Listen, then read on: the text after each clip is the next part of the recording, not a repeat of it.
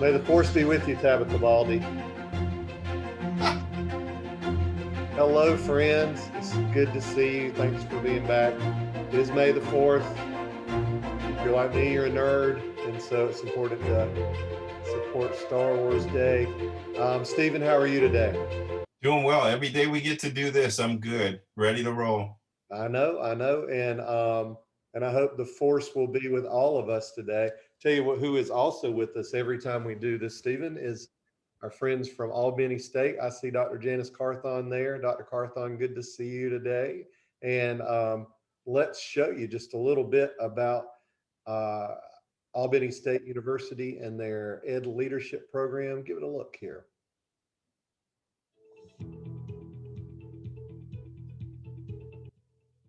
You love being an educator and inspiring young minds. And yet, all around, you see gaps. Students need inspiration. Teachers need coaching.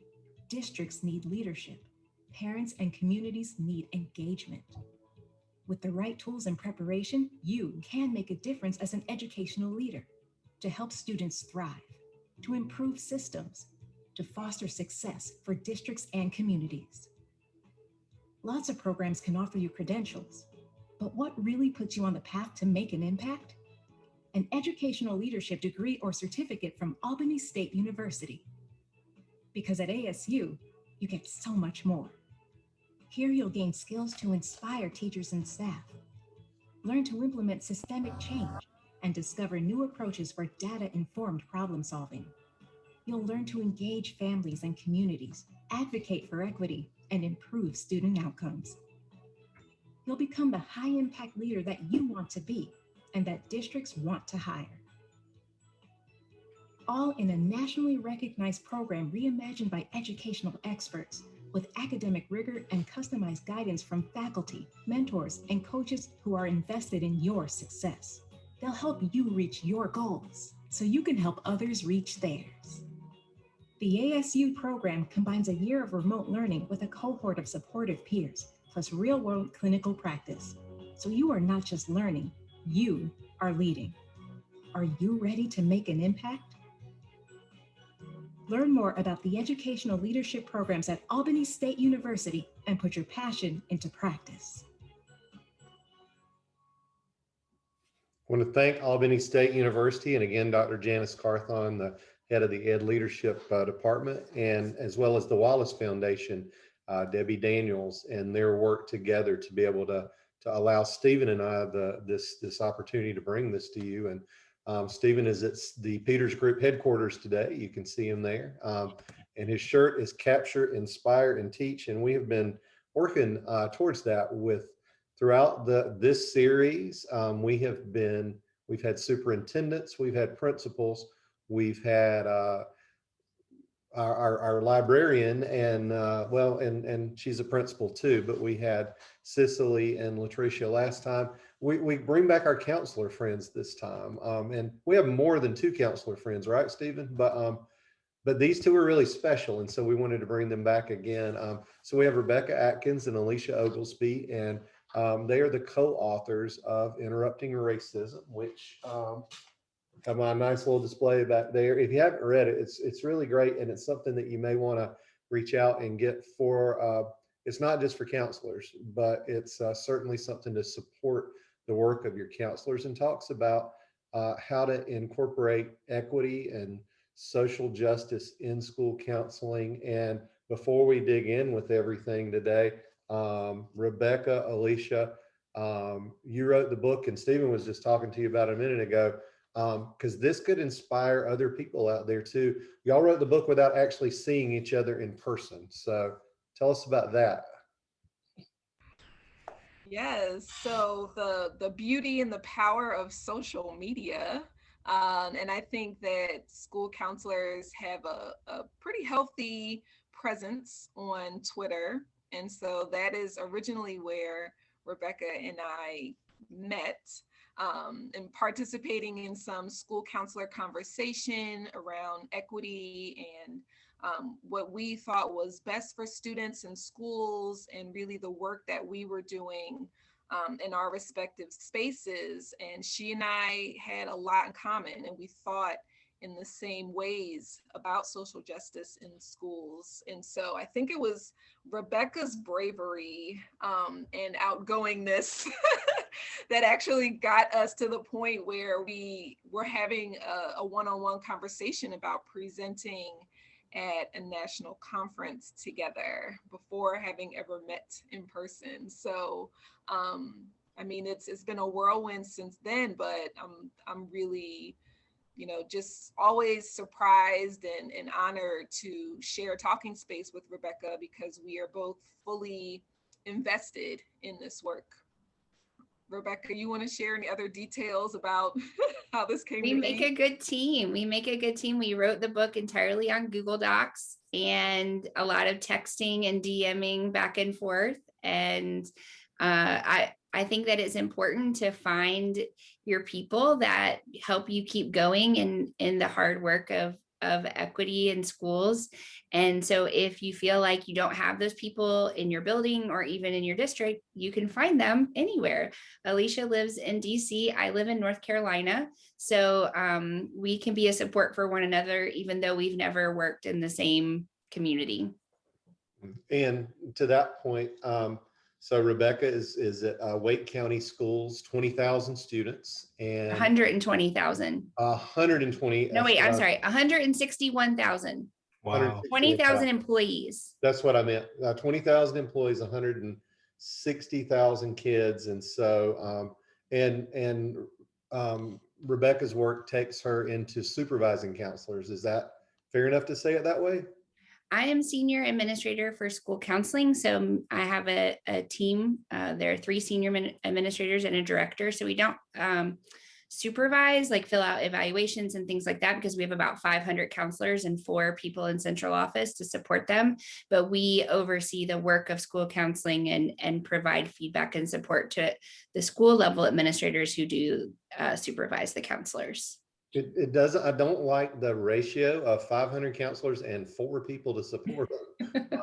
I guess if they're all like Rebecca, that's possible. So, and to give you a little bit about Alicia now, Alicia, she's the director of school and college counseling at Bishop McNamara High School, and that's in Prince George County in Maryland. And so we invited, Stephen and I did, when we were working with ASU and the Wallace Foundation back in the summer, we invited Rebecca and Alicia to come on because we were so impressed with their book. We invited them to come back now because we like them. And so, and it's more than that, their experience and what they can share with us about their perspectives and their views on equity and counseling and really kind of sorting through this year together. That's kind of the focus of what we're going to do today. And I'll be with you in the chat box. I'll pop in every once in a while, but my favorite MC, I do like young MC a lot too, Stephen. So yeah, I'll take that. And I like Spinderella, but you're at least in the top 3. Stephen Peters. Stephen, let's dig in a little bit here.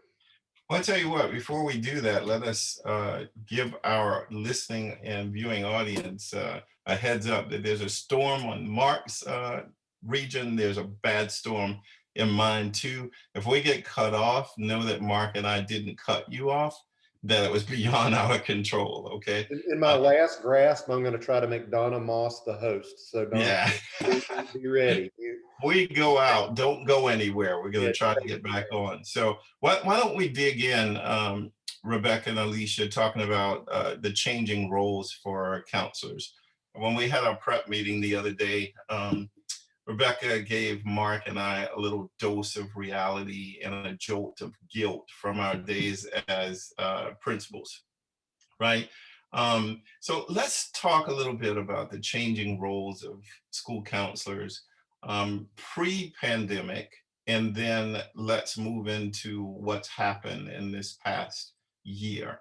So let's talk a little bit about how you were utilized and how school counselors are continuing to be utilized in the school setting by administrators and those working with them.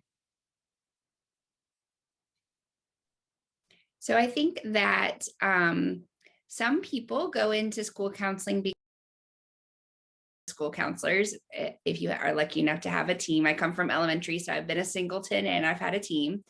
And really, what I love about school counseling is that you get to have a lens of the whole system of the school. And I always say, and I hope that I portray this well now that I'm speaking to a group of a lot of administrators, but we sometimes get to do the leadership things that people want to do when they're administrators, but they get sucked into like the bathroom painting. And the one time I was talking to my principal and she said, I'm literally handling an argument between two staff members over the pie in the fridge.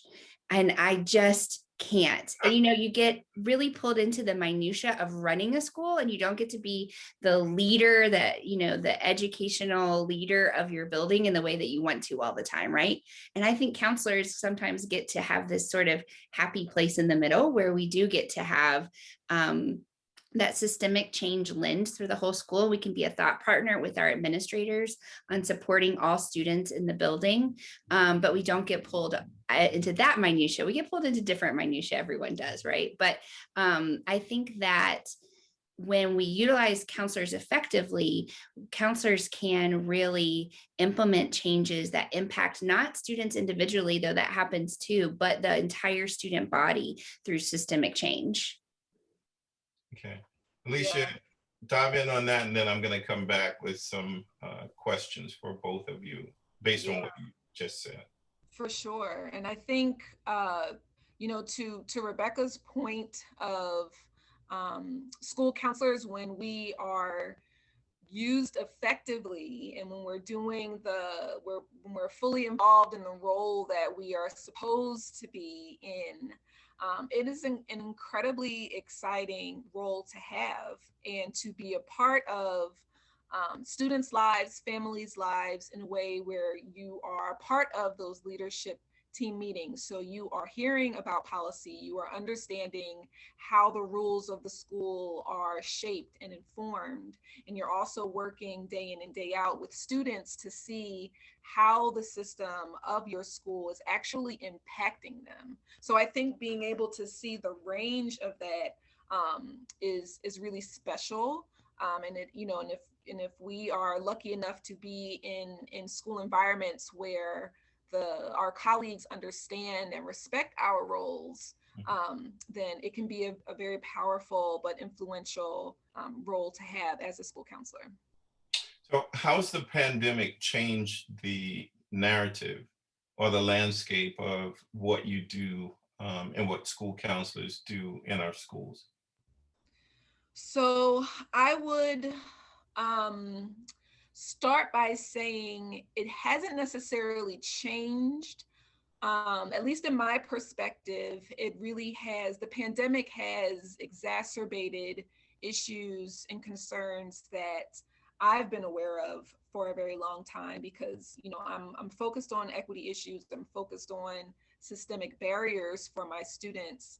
And the pandemic has certainly highlighted many of those, everything from technology, access to technology, language barriers, having to work with, families more frequently, especially even at the high school level where I am, where we don't typically, I'm a 11th and senior counselor, so I don't work with families quite as much as my counterparts in some of the younger grades. So the pandemic has really, I think, shifted some people's thinking, but I think if nothing else, it has really highlighted for us that these barriers have been there for a while. And now that we are virtual, or now that we are hybrid, or figuring out, how is this going to work? How are we going to keep students engaged? It's just that much more difficult and requiring us to really think creatively, innovatively, and systemically about how we're going to address the many issues that have been exacerbated in our school community. Mm-hmm. Rebecca? Yeah, I think I agree with all of that. And I would say what I'm hearing most from my counselors are twofold. One, that even for counselors that have had really purposeful programs where they are focused on meeting student need, before it gets to be a crisis, and so aren't putting out fires all the time. They sort of have like things really running smoothly, that they've shifted from being predominantly proactive work with students to being responsive. And I didn't say reactive on purpose, because we're still doing it in a purposeful way, but we can't get ahead of the need in the same way that we might have been able to before. Even, I've spent most of my career working in schools where we spent a lot of time working on very basic needs for our families: food, shelter. So I'm used to working in a really responsive environment, but still kind of having a plan and being able to stay ahead of it. And I'm hearing I can't get ahead. And then I'm also hearing that the amount of time spent virtually, our students are back in the building, but about 50% have opted to learn virtually this year. And so what one of my counselors says, it's like we've lost our muse. The reason that we come to work every day, and it's just like, it's very draining, because you're not getting that reciprocity of that positive relationship in the same way. So as administrators, and I would count myself in, I'm sure Mark would too, we don't learn in graduate school, or we're going through leadership training or certificated programs, specifically how to utilize counselors in our schools. We get in the school, we assess the needs, we evaluate the human resources that we have at our to work with us as a team, and we go to work. Everybody, it's all hands on deck. But that approach can really backfire sometimes when it comes to school counselors. Talk to us just a little bit more specifically. Give me your top 5 ways of utilizing counselors in schools. And then Alicia, I'd ask you for your top 5, and then we'll go from there. Okay, I'm supposed to go first. All right, let's see. My gosh, I should have thought about this ahead of time. Top 5. All right. So I'm going to speak from elementary lens, because that's where I've spent most of my career, even though I work with K-12 counselors now, and Alicia is in high school. So I think, you'll get kind of the two of them. The number one thing that I would want to see, I am a licensed administrator, though I work in central office now, I would want to see my counselor have is high visibility. So I want them out and about in the school. When I meet students who go to school in the district where I work, the first thing I ask them is, oh, I know your counselor, because I know all of them. I know your counselor. Do you know who they are? And when they tell me they don't know who they are, I want to cry. So we got to be visible. I would want to see some collaboration with the counselor around a core instruction in social emotional learning.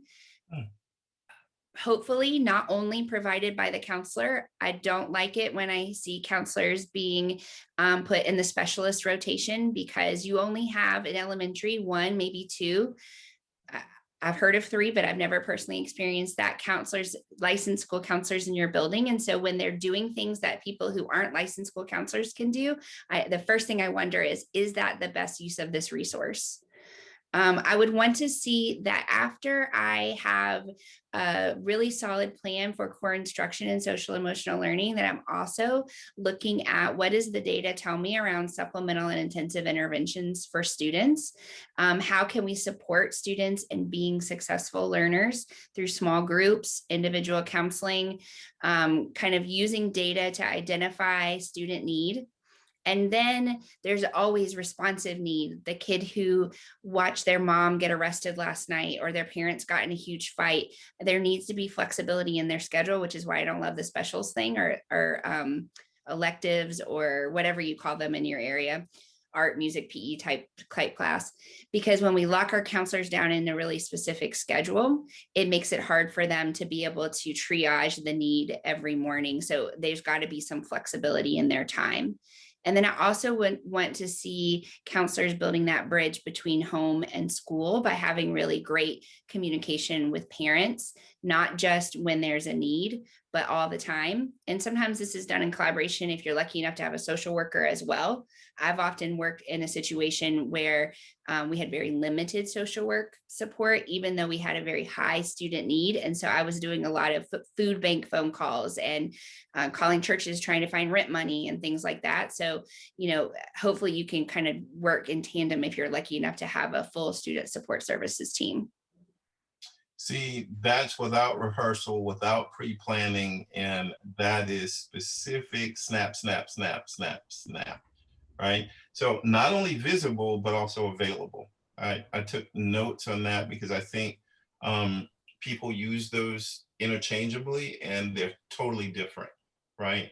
To be visible, you can be visible and not available, right? Yeah, and using data to be really intentional about how we're spending our time. So we're not bouncing around like a not a ping pong, what do you call it? A pinball machine.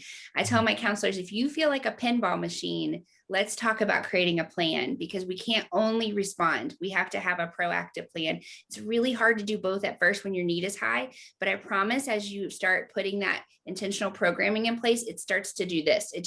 It takes a minute, and that's a hard moment when you're waiting. Good deal. Alicia, let's get your top 5. Yeah, I had a bit of privilege to be going second, so I could jot down some of my responses, some of which will overlap a little bit with what Rebecca mentioned. And so I'm at the secondary level, so some of them are also specific to older students. I'm thinking really being in touch with the culture of the school. So part of my job that I really love is needs assessments, working with students, working with families in many different ways so that I can sort of keep the pulse of the school, and that I'm constantly evaluating the trends and the what's really popular among students right now, so that I can build programming around that, develop social emotional lesson plans around that, and keep moving forward and being proactive in that way with my school. So it's really important for that school culture to be at the top of counselors' minds, because we are right outside of DC, so we are very easily affected by things that happen in the nation's capital. So when there's a great big event in the beginning of January that sort of rocks our school community, that's something that I need to be aware of, that we are going to have to address students and families' thoughts and ideas and perceptions about these things. And so that's going to be specific to your community. I'm also thinking about ongoing systemic audits. And Rebecca and I have talked about policy audits and curriculum audits, and really getting a sense of what is happening within your school that is not working for all students. What does that look like? Who is it affecting? And what change might need to happen ongoing, right? Because I think sometimes we can also affect change that still isn't going to work for all students, but constantly thinking about that system. Certainly that level of responsiveness, I totally, like you just perfectly, Rebecca, described my first 2.5 years of being a school counselor, and finding that balance as I'm developing my plans in classrooms and in groups and in individual, and bringing in outside help. So all of that resonates with me. And then I'm also thinking about community building. Rebecca touched on, I don't do this work alone. I have a team of counselors. We don't do this work alone. There are resources within our community. There are resources within the communities that our students live in that we can tap into, and build bridges, and making sure that all of those gaps are filled in some way by someone who cares about children. And the last thing I would say is really making sure that our post-secondary plans with students and families are anti-racist. And so this is the top of mind, because I think about once or twice every month, someone on Twitter posts about how their high school counselor told them that they couldn't go to Yale, or they weren't good enough to be admitted into Chapel Hill. You know, all of these stories that we sometimes hear, and just making sure that when we are helping and working with students and families plan their steps after high school, that it is student-centered, that it is affirming, that it is uplifting and encouraging, particularly to our Black and Brown students. Wow. Yeah, so those are really, really on point. And, you know, the administrators that we have on, I'm sure appreciate the feedback that you just gave. So here we are, 2021. Some schools are trying to wrap up the year while planning for the new year, which for many school districts will begin immediately, right? They won't stop school. As school counselors, and Rebecca, in your case, someone who supports school counselors, what suggestions do you have going into summer in preparation for not going back to normal, but creating a new normal?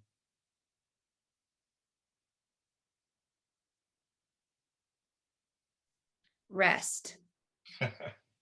I wish I could just stop there, but I am hearing a lot about, well, in North Carolina, we have state mandated summer school, which means that we're going to have a lot. So it's not required for all students, but it is going to be a lot of students. And so the legislators' idea, I think, was this will help fill all these gaps. But I think what it's going to really do is burn out all of our teachers. So I think that the first thing we have to do is protect the adults so that they can protect the students. And the best time to do that is over the summer when the students are home, right? Because we don't want to like leave anybody hanging when they're in the building. I was listening to a podcast, the Leading Equity podcast. I can't think of the guy's name. Alicia, do you remember? Sean, I think. Atkins. Yes, that's right. Leading Equity, Sean Atkins. Somebody he had on there recently who said hungry teachers eat students. And I thought, oh, this has been sitting on my mind, that when we burn out our teachers, we have this expectation in the education community that you push through that and you like actually maybe burn yourself on it. Like if you're not burning up, then you must not be doing your job. Let us remind each other that we don't have to light ourselves on fire to keep you warm. But if we don't protect the adults during these rest times, then we can't be ready to protect our students when they come back. Yes. This is the guy I was talking about. He's great.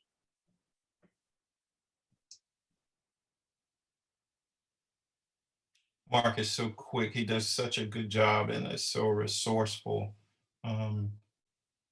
You know, every time we get a chance to thank ASU and the Wallace Foundation for being able to do this work, we do. And hopefully the cohort from ASU, you have notebooks full of notes from these. Mark, I think you have a follow-up to what you just heard. Well, I do. And so Rebecca and Alicia, they're going to say, well, we had all these topics we were going to talk about, and they keep asking other questions because I don't know, it just works that way. But I was thinking about this so much when you were talking about bouncing around like a pinball, Rebecca. It made me think of what we're facing this fall. I think most of us would agree is we're going to have more mental health issues. We're going to have more social issues. We're going to have more need for addressing equity issues and focusing on anti-racism. I know you wrote a book, so that's a lot, but like within the school, it always strikes me that it's not just counselors bouncing around like pinballs, it's all of us.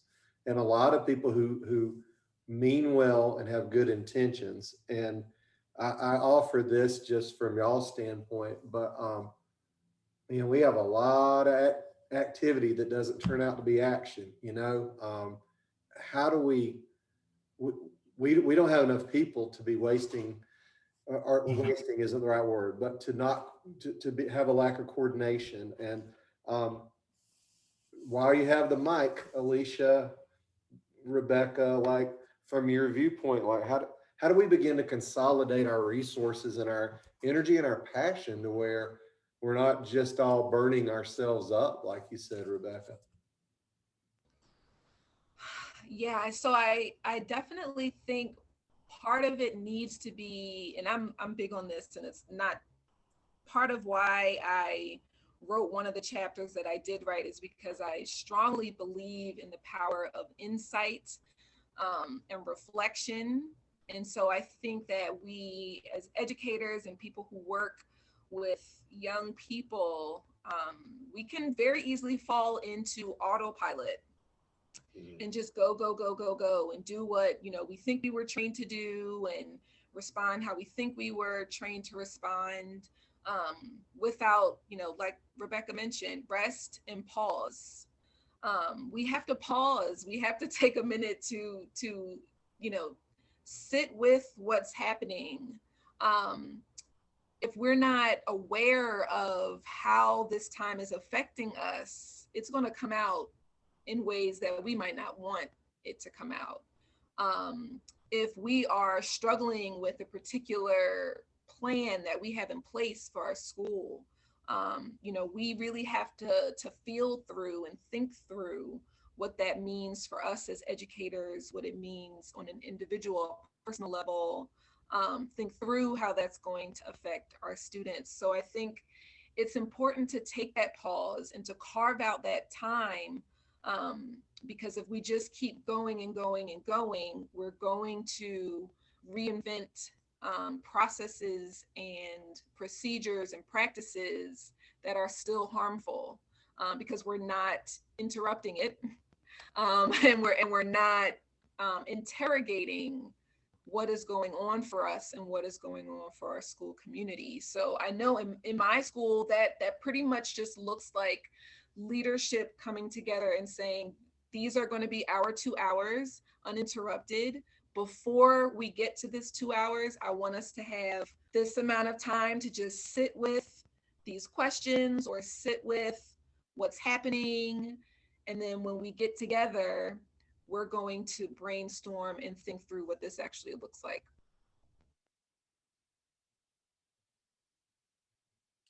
So we repeat what we don't repair, right?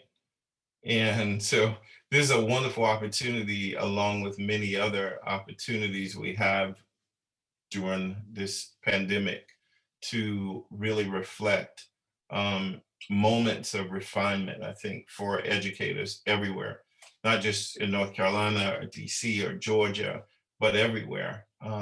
This is a moment that we have that we can begin to get it right, better than before. And so many educators are now reflecting upon what just happened in this past year, because I think really, a lot of people surprised themselves. We're doing things that we didn't even know we could do, right? Just as we talked before, a lot of administrators don't know what counselors can do. And so here we are today, highlighting on this platform 2 counselors who wrote a book, Interrupting Racism, right? Equity and Social Justice, and bringing that work from the pages of a book into practical application of day-to-day practices in your respective school districts. And so what do you say to counselors as a means? I'm sitting here as a former principal and former superintendent, feeling that many of our counselors don't insert themselves into spaces that they could be very helpful in, because what happens is it offsets the availability they have when they're needed. So how do you strike the careful balance between the needs of a school and the need for a counselor to be available to do the things when they arise? Either one of you can chime in on that. Are you mean like the balance between responsive and proactive? Correct. Absolutely. Yeah, I think that is one of the trickiest things about being a school counselor. And it's something that they don't really teach you in grad school. So We can make a list of all the things you don't learn in grad school, right? I'm sure everyone has those. But I think it's so hard to know how to do both. But I think that when I feel like I've done that successfully is when I see that I'm able to meet student need in a timely manner while also providing services before anybody knew they needed it, right? So that involves that core level, but also looking at data and knowing, okay, well, while I want to be responsive to need, there's some things that are always a thing, right? So I know every year there are kids that have a high number of absences, or every year there are kids that are that need some work with study skills or something like that. So I can kind of plan those things ahead of time and leave some space in my schedule to be responsive. But if I was talking to a school counselor about how to do it, my number one trick is to keep a very tight calendar. If you read any productivity blog, anything like that, it doesn't have to do anything with counselors, and be just whoever. They always talk about time management. And I think that if I look at one of my counselors and they have like a day planner that has only squares for the month, and that's where they write everything down, then I don't think you plan your time well enough. And let's talk about that, because when you are teaching X number of classes a week, and I used to run like 15, 16 groups in a week, and you're seeing kids individually and you're working with parents, you can't write all that in a square this big. And so if you said, what is my number one tip to manage both of these things? It's keeping a really, really detailed calendar. And then I won't bore you. I will step down off my soapbox after this, but I think there are some things you write in pen, even if you're doing it on Google Calendar. This is a metaphorical pen. And then there's some things you write in pencil. And I try to fit all my pencil things around the pen things. And I don't cancel pen things unless it's like a suicide assessment or a CPS case. And so if I'm a counselor that's canceling on you all the time, you're not going to trust me. So that's something I take really seriously. Those are great points. Alicia, what do you have? Yeah, so that's, I mean, part of it just kind of makes me laugh, because it's just like everything that I do. By the half hour is like the ideal planner. And so I think also working with admin to carve out a time where I can speak to teachers, because there are just 10 times as many teachers in the building, 20 times as many teachers in the building as counselors. And so what teachers are offering in their classes, and how teachers are kind of aware of some of the things that I need them to be aware of, so that, there aren't 30 students in my office, with a range of issues that probably could have been handled differently. So usually at the beginning of the school year, mid-school year, and end of the school year, it'll just be like a 45-minute refresher where I'm reminding teachers, this is an emergency for the counselor. This is not an emergency for the counselor. This is something that we can plan for the end of next week. This is something where you need to send a student down to my office if this is happening. And so I think that helps as well, because over time, teachers know more what to look for. They know when to bring me in, when it's something that they can handle on their own, when it's something that we need to involve the nurse or families. And I think that definitely makes a huge difference, where, teachers know exactly why students should be in counseling also. And that helps. Yeah, so I was telling Mark the other day, I feel like we've been schooled. Mark and I have been in this business for a long time. But I tell you, this last year it feels like we've been schooled. There's so much we've learned, and so many experiences that we've had over the past 3 decades that we're trying to access, but we're having difficulty activating the right experiences at the right time, because everything's moving so fast. And so to keep this from becoming what administrators who might be on or listening, who might view it, upon the recording, don't want them to feel like this was an administrative bashing of them.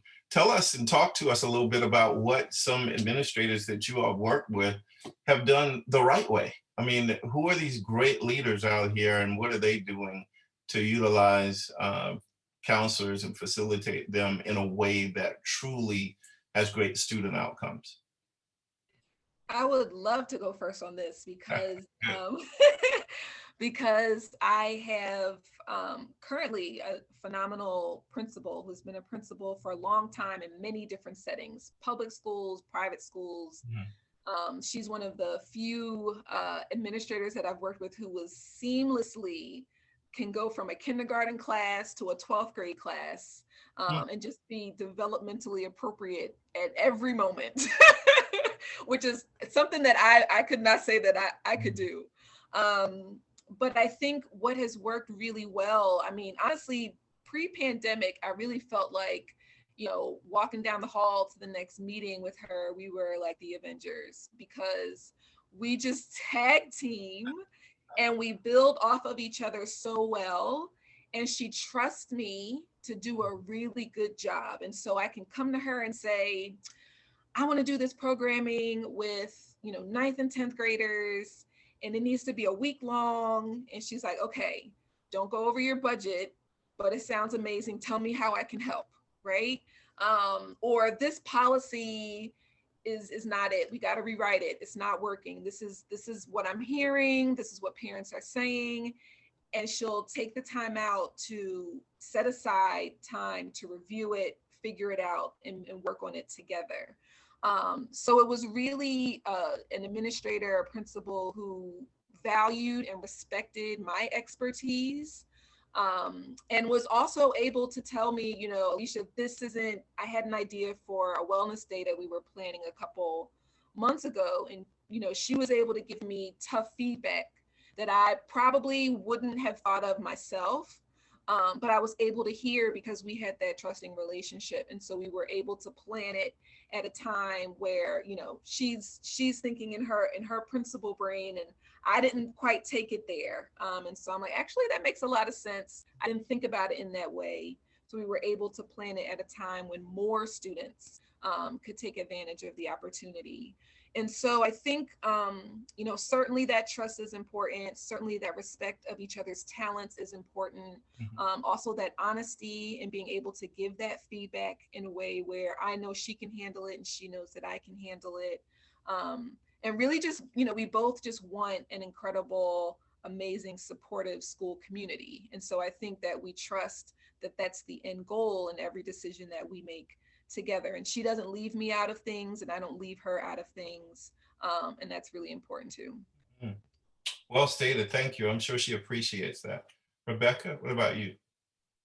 Gosh, I was sitting there listening to Alicia and trying to think about, like, I have so many great principals that I've worked for, but my principal that I had at the beginning of my career is literally the only reason I stayed in the counseling field, because he helped me so much. And being in elementary as a singleton, you don't have anybody else that you can run ideas by. There is no other counselor in the building. And so having someone who can be a thought partner and who trusts you to do your job. I've also been on the other side of that, working in central office, where I have principals that trust their counselor to do their job and their counselor doesn't. And so I think that, you know, asking, what's the plan? Tell me a plan. And then a conversation around the plan can help it seem like it goes both ways, so that, you know, you're going to get what you're expecting. But I think that trust, just like Alicia said, is so important. And your counselor can really be your ear to the ground. And so people will say things to us they won't say to you. And so I often will, you know, say, hey, just want to let you know, like, word on the street is everybody's mad about this, or, you know, the parents are all, you know, that secret Facebook group for our school, the parents are all on there talking about da da da da da. And so you can kind of tell your principal things that they are not going to hear otherwise. And if you have that two-way relationship, I really feel like it's so powerful. And my one principal that I had for many, many years, she's still a principal in my district. So I love it when I actually did my internship for my administration degree at her school. I was already in the central office position.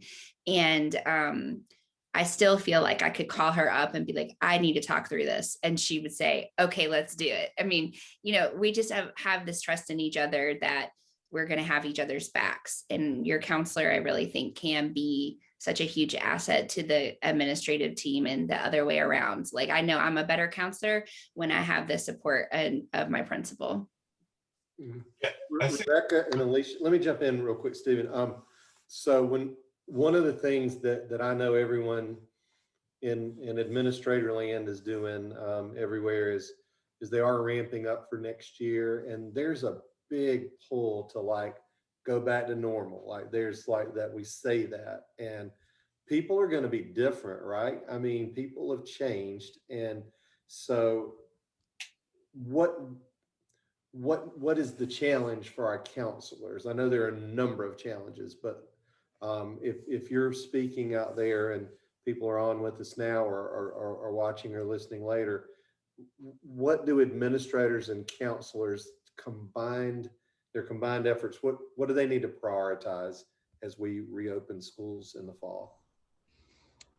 A couple things come to mind, because this is, I mean, even from my own experience, I just tweeted something out a couple days ago about doing something the other day that I hadn't done in over a year. And it was probably something simple like, go buy new plants from the plant store down on 14th Street. But I hadn't been in there in a year, and it's a very small store. And it was a little anxiety provoking. And if I hadn't taken a little bit of time to really reflect on that for myself, I might have missed the lesson in that. And I think what I have been really brainstorming about and thinking about and ruminating over a little bit more recently is, most of our students are still not in person. Or the students who are, like, it's different. You have to have a mask on in school, and there are these barrier things on the desks and in the lunchroom. And so I think on the one hand, it is school counselors really thinking about what this looks like when we return in the fall and how we are integrating students into the school community, knowing that it will probably still be a little different and a little strange and a little awkward then. But at least we have a little bit of time over the summer to plan that out and figure that out with each other. But to also remember that pre-pandemic was not working for some of our students. Pre-pandemic was not it also. So, just kind of thinking about it in those terms, everyone was not okay before the pandemic hit the country and hit the world. And so then what does that mean now that we're in this space where we can really give ourselves some permission to reinvent things and think about things differently? So I think that's where I am in this moment as a school counselor. Rebecca? Yeah, I was thinking similar things. Like, I think that we're going to have a big onus to rebuild our community amongst staff, amongst students, in between staff and students. And we can look at that as like a chore, but we could also look at it as an opportunity, because our community maybe wasn't inclusive to everybody beforehand. I think about like little things. Like, do you guys have those big rocks that people paint and you pay like $500 to the PTA and then you get to write happy birthday to your kid? I hate those stupid rocks, because I always think about the kid that's never going to have the rock painted. Like that would have been me growing up. My family would not have been able to do that. I never got the full page ad in the yearbook. My parents never even had like the little square in the yearbook. So, thinking about how some of these things feel really great, but when we really dig deeper, either money is a barrier, race is a barrier. In my high school growing up, we had something called the Thanksgiving dance, which I never went to because I wasn't really in that crowd, but I learned later that it was invented to make a prom that only white people went to, basically. So, wow, that's not inclusive, but wow, everybody at the Thanksgiving dance thought it was awesome. So we can use this opportunity to rebuild a community that is welcoming to everyone. And it's, I think, sometimes easier to build something new when the old thing isn't there anymore. So maybe this is an opportunity that we could have had. Tomorrow, I'm participating in a professional learning day for our instructional assistants in our district. And I am talking about building relationships. And I'm using a lot of the resources from the Culturally Responsive Teaching in the Brain book by Zaretta Hammond. And I was just really reflecting on how it seems so simple, right? And there's certainly a lot more to it. We got to break down a system that has, literally been created to exclude people, and particularly people of color. But also at the same time, there are some things that we could do that might have an immediate impact for some students, that they can feel it today. It's not going to change the whole system, but tomorrow might feel better. And then we can keep adding tomorrow and tomorrow and tomorrow while we work on the system. And so if I'm thinking about next year, I'm thinking about relationships, community, getting to know my kids and knowing who they are really as a person, their whole self. If we started there, I feel like that can't be a bad first step. So Dr. Zaretta Hammond breaks it down in a way that everybody understands it. She talks about how we historically underdevelop the cognitive skills of Black and Brown children while undermining their confidence to become intellectual scholars. Who doesn't get that? That happens in schools every day. We've got to do better because we know better. And so as we begin to wrap this session up, so let's go now to the fact that I don't believe the end is in sight for the pandemic. We're looking at numbers today about people who've been vaccinated and people who haven't. And you have teachers who have fears about returning to school. You have parents who have fears. Talk to us about the options in your school districts, virtual academy versus face-to-face instruction, and then talk to us about your role in both. Sure. So we have, so our school is a private Catholic school. We have about 900 students, 9 through 12. And our building closed last March 2020, and we reopened mid-March of 2021 to about 25% capacity. And so students are, definitely choosing to stay home in our particular county. And some families are opting to send their students in for multiple reasons. And so I think, I was having this conversation earlier today with a social studies teacher. I really believe that some elements of virtual learning will probably stay for a very, very long time. I did have a couple of students who, for mental health reasons and medical reasons, and this is every year, right? Every year we have students who may be hospitalized at some point, but now we know how well this virtual inclusion can go when we're able to offer tech supports. And so I think, we were having the conversation earlier that we believe some level of this will stay. Parent-teacher conferences were pretty much all virtual. We have never had that many parents log in and attend our conferences as we had this past year, because they could log in right from home. Or log in on their way home from work from their phones safely, hopefully. So I think that some element of virtual learning and digital learning is going to stay. Some students prefer it, some students hate it. And so I think that figuring out ways to make it work for more students is possible in this virtual world. I know some of our teachers absolutely hate it, and they make sure to let me know as often as they possibly can.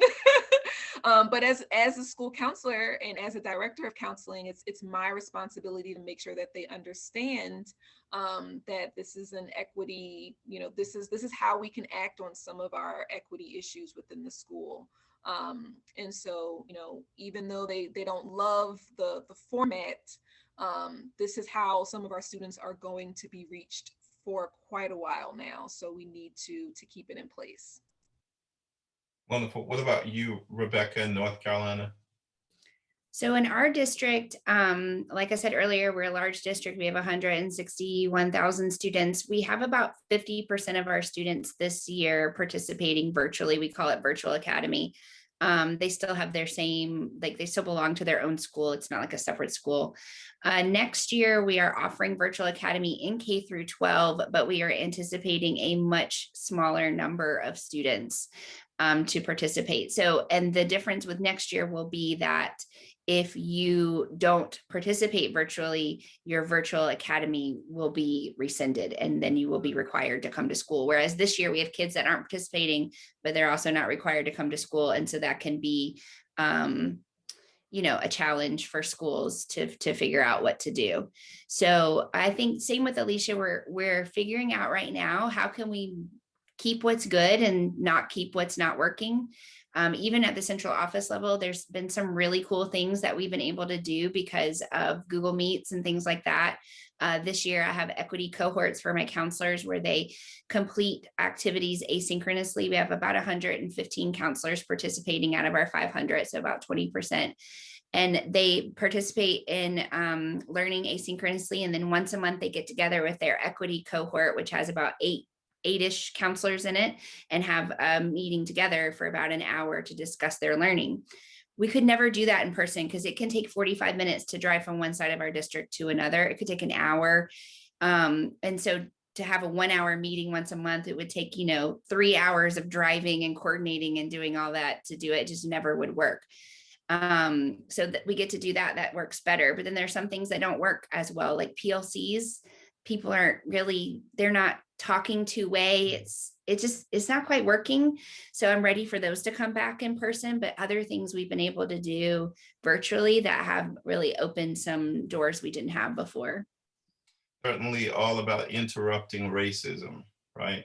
And enhancing our awareness. You all, as always, you've done an excellent job, Mark, and I want to thank you for giving us your time and energy and your experiences and sharing your experience, strength, and hope with our viewing audience. Thanks again to Albany State University and to the Wallace Foundation and to my dear friend and educator, Mark Wilson. Thank you all for tuning in today. Thanks, everybody. Rebecca, Alicia, y'all have like a last word for everybody? Keep up the good work, y'all. One foot in front of the other. You got this. Have to or get to. Take a word. Thanks. Bye, everybody. May the force be with you. Yes.